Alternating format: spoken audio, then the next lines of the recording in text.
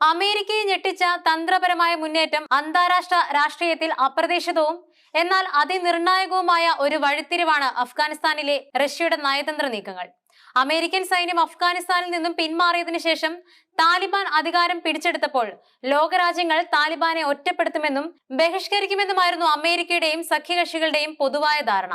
എന്നാൽ ഈ പ്രതീക്ഷകളെയും കണക്കുകൂട്ടലുകളെയും തകിടം മറിച്ച് താലിബാൻ ഭരണകൂടത്തെ ഔദ്യോഗികമായി അംഗീകരിച്ച ആദ്യ രാജ്യമായി റഷ്യ മാറിയത് അമേരിക്കയെയും പാശ്ചാത്യ ശക്തികളെയും ഞെട്ടിച്ചു. ഈ നീക്കം കേവലം ഒരു നയതന്ത്രപരമായ അംഗീകാരത്തിനപ്പുറം ആഗോള ഭൗമരാഷ്ട്രീയ സമവാക്യങ്ങളിൽ വലിയ മാറ്റങ്ങൾ വരുത്തുന്നുമുണ്ട്. 2021 ഓഗസ്റ്റിൽ അമേരിക്കയുടെ നേതൃത്വത്തിലുള്ള സൈനിക സഖ്യം അഫ്ഗാനിസ്ഥാനിൽ നിന്നും പിന്മാറിയപ്പോൾ താലിബാൻ അഫ്ഗാനിസ്ഥാന്റെ ഭരണം മിന്നൽ വേഗത്തിൽ പിടിച്ചെടുത്തു. 2 പതിറ്റാണ്ടിലേറെ നീണ്ട പോരാട്ടത്തിന് ശേഷം അമേരിക്കൻ സൈനികർക്ക് അഫ്ഗാനിസ്ഥാനിൽ നിന്നും ഓടി രക്ഷപ്പെടേണ്ടി വന്നത് ആഗോളതലത്തിൽ വലിയ ചർച്ചയായി. താലിബാൻ ഭരണകൂടത്തെ ഒരു തീവ്രവാദ സംഘടനയായി കണക്കാക്കി ലോകരാജ്യങ്ങളെല്ലാം ഒറ്റപ്പെടുത്തുമെന്നായിരുന്നു അമേരിക്കയുടെ സകല കണക്കുകൂട്ടലുകളും. എന്നാൽ ഈ കണക്കുകൂട്ടലുകളെല്ലാം തെറ്റിച്ചുകൊണ്ട് റഷ്യ താലിബാൻ ഭരണകൂടത്തെ അംഗീകരിച്ചു. ഇത് അമേരിക്കൻ ചേരിക്ക്, പ്രത്യേകിച്ചും പാശ്ചാത്യ സഖ്യത്തിന് വലിയൊരു തിരിച്ചടിയായിരുന്നു. റഷ്യയുടെ ഈ നീക്കത്തിന് പിന്നാലെ ഇന്ത്യയുടെ താലിബാൻ ഭരണകൂടവുമായി തന്ത്രപരമായ ബന്ധം സ്ഥാപിച്ചത് അമേരിക്കൻ പക്ഷത്തിന് മറ്റൊരു പ്രഹരമായി. ഇന്ത്യ പാകിസ്ഥാൻ സംഘർഷങ്ങളുടെ പശ്ചാത്തലത്തിൽ താലിബാനുമായുള്ള ഈ സഹകരണം ഇന്ത്യക്ക് ഏറെ സഹായകരമായി മാറിയെന്ന് നയതന്ത്ര വിദഗ്ധർ വിലയിരുത്തുന്നുമുണ്ട്. പാകിസ്ഥാന്റെ കണക്കുകൂട്ടലുകൾക്കപ്പുറമുള്ള ആഴത്തിലുള്ള ബന്ധം നിലവിൽ ഇന്ത്യക്ക് പുതിയ അഫ്ഗാൻ ഭരണകൂടവുമായിട്ടുണ്ട്. ഒരു വെടിയുണ്ട പോലും പാഴാക്കാതെ അഫ്ഗാനിസ്ഥാൻ താലിബാന്റെ നിയന്ത്രണത്തിലായത് കടുത്ത സംഘർഷങ്ങളിലൂടെയും സൈനിക മുന്നേറ്റങ്ങളിലൂടെയുമായിരുന്നു. എന്നാൽ റഷ്യ ഈ നേട്ടം കൈവരിച്ചത് ഒരു വെടിയുണ്ട പോലും പാഴാക്കാതെ തികഞ്ഞ നയതന്ത്രത്തിലൂടെയാണ്. താലിബാനെ തങ്ങളുടെ പക്ഷത്ത് കൊണ്ടുവരാൻ റഷ്യ വിജയകരമായി ശ്രമിച്ചു. ഇത് മറ്റൊരു പുതിയ ഭൗമരാഷ്ട്രീയ സഖ്യത്തിന് റഷ്യ രൂപം നൽകിയിരിക്കുന്നു എന്നതിന്റെ സൂചനയാണ്. താലിബാൻ പ്രതിനിധി ഗുൽ ഹസൻ റഷ്യൻ ഡെപ്യൂട്ടി വിദേശകാര്യമന്ത്രി ആൻഡ്രി റൂഡൻകോയ്ക്ക് സമർപ്പിച്ച രേഖകളുടെ അടിസ്ഥാനത്തിലാണ് റഷ്യ താലിബാന് ഔദ്യോഗിക അംഗീകാരം നൽകിയത്. ഈ നീക്കം യാദൃശ്ചികമായിരുന്നുമില്ല. കഴിഞ്ഞ ഏപ്രിലിൽ 20 വർഷമായി റഷ്യയുടെ തീവ്രവാദ സംഘടനകളുടെ ദേശീയ പട്ടികയിൽ ഉണ്ടായിരുന്ന താലിബാനെ ആ പട്ടികയിൽ നിന്നും റഷ്യ നീക്കം ചെയ്തിരുന്നു. ഇത് താലിബാനെ അംഗീകരിക്കാനുള്ള റഷ്യയുടെ തീരുമാനം ദീർഘകാലമായുള്ള ആസൂത്രണത്തിന്റെ ഭാഗമായിരുന്നു എന്ന് വ്യക്തമാക്കുന്നുണ്ട്. റഷ്യയുടെ അംഗീകാരം താലിബാന് പുതിയ വഴികളും അവസരങ്ങളുമാണ് തുറന്നു നൽകിയിരിക്കുന്നത്. 2021 ഭരണം നേടിയതിനു ശേഷം പാശ്ചാത്യ രാജ്യങ്ങളുടെ അംഗീകാരം നേടുക എന്നത് താലിബാന് മുന്നിൽ ഒരു വലിയ കടമ്പയായി നിലനിന്നിരുന്നു. ഈ സാഹചര്യത്തിലാണ് റഷ്യയുടെ കടന്നുവരവ്. ലോകരാജ്യങ്ങളുമായി തന്ത്രപ്രധാനമായ ധാരണകൾ ഉണ്ടാക്കുന്നതിനും വ്യാപാര ബന്ധങ്ങൾ സ്ഥാപിക്കുന്നതിനും ഈ അംഗീകാരം താലിബാനെ സഹായിക്കുമെന്ന് കരുതപ്പെടുന്നുണ്ട്. അതുകൊണ്ട് റഷ്യയുടെ ഈ നീക്കത്തെ താലിബാൻ ഇരുകൈയും നീട്ടിയാണ് സ്വീകരിച്ചത്.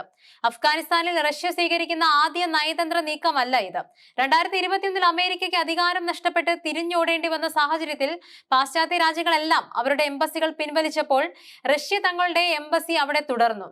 കൂടാതെ 1989 സോവിയറ്റ് യൂണിയൻ 10 വർഷം നീണ്ട മുജാഹിദീനുമായുള്ള യുദ്ധത്തിൽ നിന്നും പിന്മാറിയപ്പോൾ ആ മുജാഹിദീനിലെ പലരും ആധുനിക താലിബാൻ നേതാക്കളായി മാറുന്ന സ്ഥിതി ഉണ്ടായി. ഇത് താലിബാനുമായി റഷ്യക്ക് ദീർഘകാല ബന്ധമുണ്ടായിരുന്നുവെന്ന് വ്യക്തമാക്കുന്നുമുണ്ട്. ഈ ബന്ധം റഷ്യ ഇപ്പോൾ കൂടുതൽ ശക്തിപ്പെടുത്തുകയാണെന്നും വേണം കരുതാൻ. വെറും ഒരു നയതന്ത്ര ബന്ധം പടുത്തുയർത്തുക മാത്രമല്ല ഈ അംഗീകാരത്തിലൂടെ റഷ്യ താലിബാനിൽ നിന്നും പ്രതീക്ഷിക്കുന്നത്, മറിച്ച് ഭീകരവാദത്തിൽ നിന്നുള്ള സുരക്ഷയാണ്. 2024 മാർച്ചിൽ ക്രോക്കസ് സിറ്റി ഹാളിൽ നടന്ന ഭീകരാക്രമണം റഷ്യയെ കാര്യമായി ബാധിച്ചു.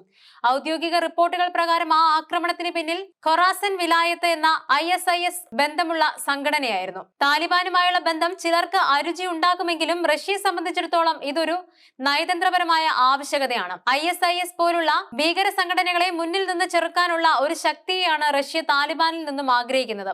അതുകൊണ്ട് താലിബാനെ റഷ്യ ഒരു പ്രശ്നമായി കാണുന്നില്ല, മറിച്ച് തങ്ങളുടെ പ്രശ്നങ്ങൾക്കുള്ള ഒരു പരിഹാരമായാണ് കാണുന്നത്. താലിബാന് നിയമസാധുത വാഗ്ദാനം ചെയ്യുമ്പോൾ തിരിച്ച് സുരക്ഷാ കാര്യങ്ങളിൽ റഷ്യക്ക് വേണ്ടി നിലകൊള്ളാൻ താലിബാനോട് ആവശ്യപ്പെടുക കൂടിയാണ് റഷ്യ ചെയ്യുന്നത്. ഒന്നും കാണാതെ എടുത്തു ചാടിയതല്ല റഷ്യയുടെ ഈ നീക്കം. പരസ്യമായി താലിബാനെ അംഗീകരിക്കുന്നതിലൂടെ ഉണ്ടാകാൻ സാധ്യതയുള്ള പ്രത്യാഘാതങ്ങളെക്കുറിച്ചും റഷ്യക്ക് ബോധ്യമുണ്ട്. അഫ്ഗാനിസ്ഥാനിലെ സമൃദ്ധമായ ലിഥിയം നിക്ഷേപത്തിലും അപൂർവ ധാതു സമ്പത്തുകളിലും തന്നെയാണ് റഷ്യയുടെ പ്രധാന കണ്ണ്. മറ്റു രാജ്യങ്ങൾക്ക് കടന്നു ചെല്ലാൻ കഴിയാത്ത മേഖലകളിൽ നിയമപരമായി കടന്നു ചെല്ലാനും വിപണിയിൽ നേരിട്ടിടപെടാനും ഇനി റഷ്യക്ക് സാധിക്കും. റഷ്യൻ ഉൽപ്പന്നങ്ങൾ ഇപ്പോൾ അഫ്ഗാൻ മാർക്കറ്റിൽ സുലഭമാണ്. അതുപോലെ അഫ്ഗാനിസ്ഥാനിൽ നിന്നുള്ള ഉൽപ്പന്നങ്ങൾ റഷ്യൻ മാർക്കറ്റിലും ലഭ്യമായി തുടങ്ങിയിട്ടുണ്ട്. വ്യാപാര ബന്ധം വിപുലീകരിക്കാൻ റഷ്യയെ സഹായിക്കുന്ന മറ്റൊരു വലിയ ഘടകവും ഈ ബന്ധത്തിന് പിന്നിലുണ്ട്. അഫ്ഗാനിസ്ഥാനിൽ പല റോഡുകൾ കൂടിച്ചേരുന്ന ഒരു കവലയാണ് മധ്യേഷ്യയും തെക്കൻ ഏഷ്യയും തമ്മിൽ ബന്ധിപ്പിക്കുന്ന ഈ കവലയെ കൈവശപ്പെടുത്തുന്നത്. ഇന്ത്യ, പാകിസ്ഥാൻ, ഇന്ത്യൻ മഹാസമുദ്രം എന്നിവിടങ്ങളിലേക്കുള്ള എളുപ്പവഴിയാണ് റഷ്യക്ക് തുറന്നു നൽകുന്നത്. അഫ്ഗാനിസ്ഥാനുമായി പരസ്യമായി ബന്ധമുണ്ടാവുമ്പോൾ പാശ്ചാത്യ രാജ്യങ്ങളെല്ലാം മടിച്ചു നിന്നിടത്താണ് റഷ്യയുടെ ഈ നയതന്ത്ര നീക്കം പ്രസക്തമാവുന്നത്. താലിബാൻ എല്ലാ വഴികളും തുറന്നിട്ട് ധാരണകളും തന്ത്രങ്ങളും മെനയാൻ ലോകരാജ്യങ്ങളെ പ്രതീക്ഷിച്ചിരിക്കുകയായിരുന്നു.